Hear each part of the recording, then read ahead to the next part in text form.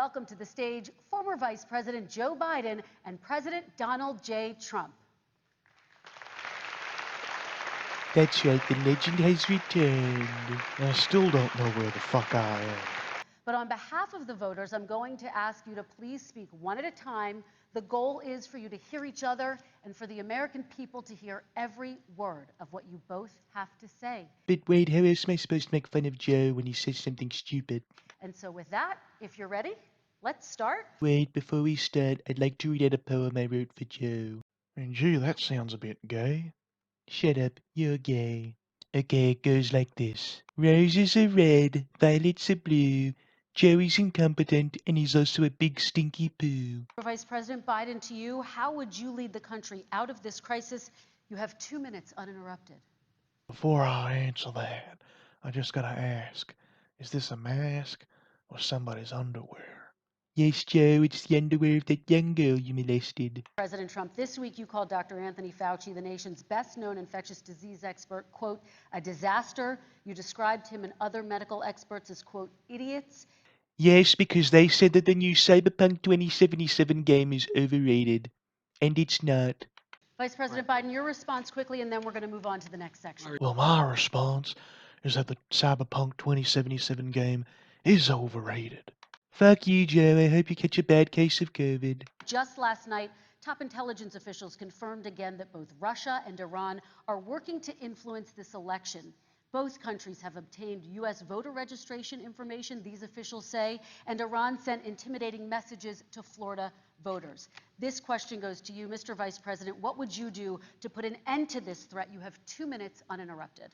Well, we're gonna tell them to stop. I mean, that's what we're gonna do. We're gonna go up to them and say, hey, stop it.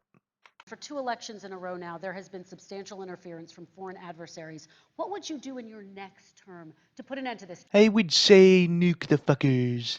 President Trump, you've met with North Korean leader Kim Jong-un 3 times. You've talked about your beautiful letters with him. Yes, those letters were very beautiful. I don't think anything sexual was ever written. At least I don't think so. Maybe there was something sexually written from his end, I think. And if you look in those letters, you'll see that he was helping me write that poem that I read out for Joe early in the debate. It took weeks for us to write that. Weeks. But we got through it together. Vice President Biden, you've said you wouldn't meet with Kim Jong-un without preconditions. Are there any conditions under which you would meet with him? Yes, on the condition that he tells me whose underwear this is. Jesus Christ, and you all thought I was embarrassing. Mr. President, your administration separated children from their parents at the border, at least 4,000 kids. You've since reversed your zero-tolerance policy, but the United States can't locate the parents of more than 500 children. So how will these families ever be reunited?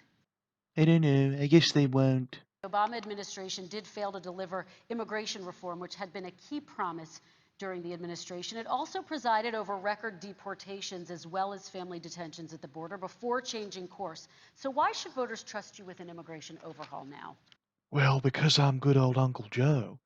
And you can all trust good old Uncle Joe. Let's talk about our next section, which is race in America.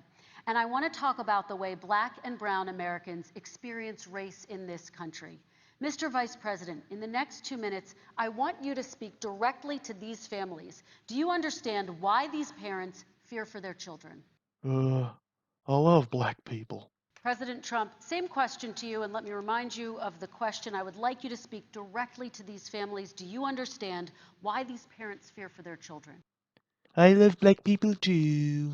President Trump, people of color are much more likely to live near oil refineries and chemical plants. In Texas, there are families who worry the plants near them are making them sick. Your administration has rolled back regulations on these kinds of facilities. Why should these families give you another 4 years in office? I mean it when I say it. I really do love black people. Your response, and then we're going to have a final question for both of you. I also mean it when I say it. I really do love black people. And this first question does go to you, President Trump. Imagine this is your inauguration day. What will you say in your address to Americans who did not vote for you? You'll each have 1 minute.